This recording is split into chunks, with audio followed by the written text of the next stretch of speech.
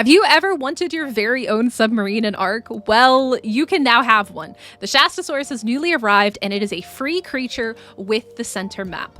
This creature is absolutely massive and really freaking cool. However, there are some important things you need to know about it before you go out and tame one for yourself. So today I'm going to tell you everything you need to know on how to tame it, what its abilities are, and so much more. So hit the like button, subscribe if you are new here, and let's go ahead and look at everything you need to know about the Shastasaurus. Now, the Shastas spawn all around the map in deeper water because they are a very large creature. So you're going to want to look around in order to find one. It shouldn't be too hard to spot them because, like I said, they are absolutely massive. Occasionally, they come up to the surface and they even jump out of the water, or you can find them lurking below the surface. Once you actually find one of these creatures, you're going to want to lure it closer to the surface if it's deeper down using your Ikson. They tend to be drawn to your Ikson, so this isn't too hard. You'll just need to kind of have it follow you up to the surface. And once you're close to the surface, it will essentially start this minigame type taming method. Your Ikson will interact with the Shasta, and you will need to jump off of your Ikson, and you'll see that there are 3 leeches that have appeared on the Shasta.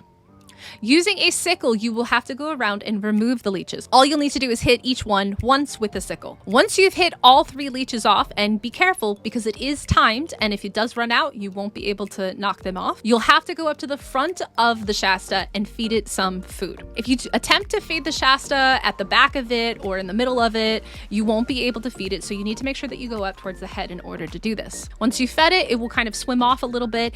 Sometimes they go deep, sometimes they stay towards the surface, but you'll just use your Ikson to keep it in the area. Do be careful because there are some very dangerous creatures in the ocean, including megalodons, the new torpedo fish that I honestly cannot pronounce the name of to save my life, and lots of other things like mantas and stuff like that could potentially ruin your taming. You'll basically just keep repeating this taming process using the mini game and your Ikson until it is fully tamed.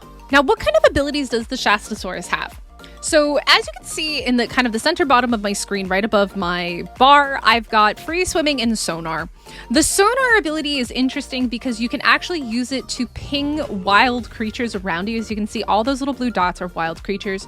I would assume if there is an enemy creature or an enemy player, they may also ping. I'm curious if they would ping maybe red instead of blue. I think that would be a really cool feature. But there are some other abilities that this creature has as well.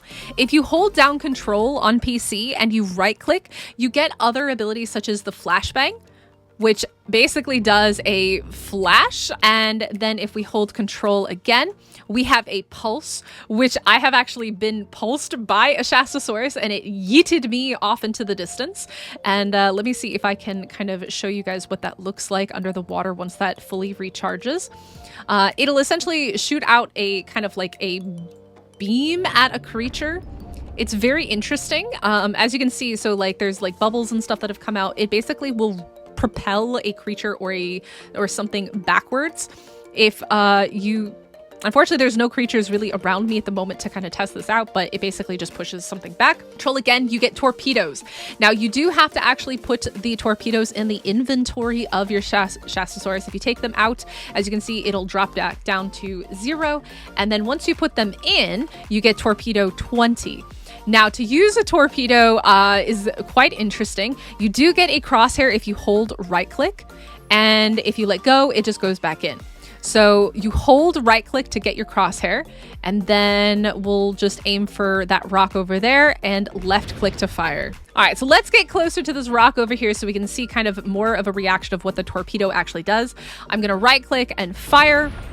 And there we go. It goes pretty much exactly where you want it to go, and it explodes. It's just a rocket in the form of a giant whale rocket launcher. Now, there is also a periscope ability, which I think is quite interesting as well. So if you right click on the periscope, you can kind of like look outside of the Shastasaurus. And I don't really know if this is super useful, but I guess it's kind of like K mode, just a little bit different, where you you are attached to the creature. It's an interesting feature. You can at least zoom in into the distance. It is a little bit hard to see when you have all of the settings on. You're kind of limited in the visual quality underneath the water. But there we go. Those are the abilities of the Shastasaurus. Now, the Shastasaurus saddle is unlocked at level 100, and it does require a tech replicator in order to make. But I'm sure you're wondering what on earth you can actually put inside of this thing. And we did a little bit of testing on stream earlier, and I'm going to show you kind of what I've figured out. This creature has some interesting kind of specifications. You can put foundations inside of it. However, you don't actually need to in order to build anything. One of the cool parts about this is that you can just place structures down because this operates like a platform. So here we have a chem bench, which we can put down. We can also put down a fabricator. We can also put down a cooker. We'll put that right there. You can put down a grinder as well, which is kind of ridiculous because this thing is quite large. You will kind of be a little bit surprised by what you cannot put down.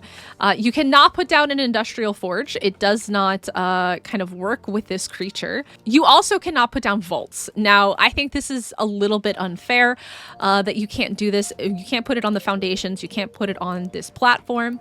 However, you can put down the wooden storage boxes. So if you are intending to use this creature for storage, the only way you're going to be able to do so is with the wooden storage boxes. You cannot put down vaults, which I think is really unfortunate. You also cannot put down any advanced structures such as transmitters, force fields, tech storage, deady boxes, small tech teleporter. You can put down a tech trough, which is great if you are using this thing to kind of raise babies around and things like that. You can put down the regular generator, and you can also put down the tech generator. You cannot put down a cryo fridge. Cryo fridges are also off limits. Fridges themselves are available, which is nice. You can also put down a regular forge since you can't put down the industrial forge. You also cannot put down turrets. Let me grab some turrets here.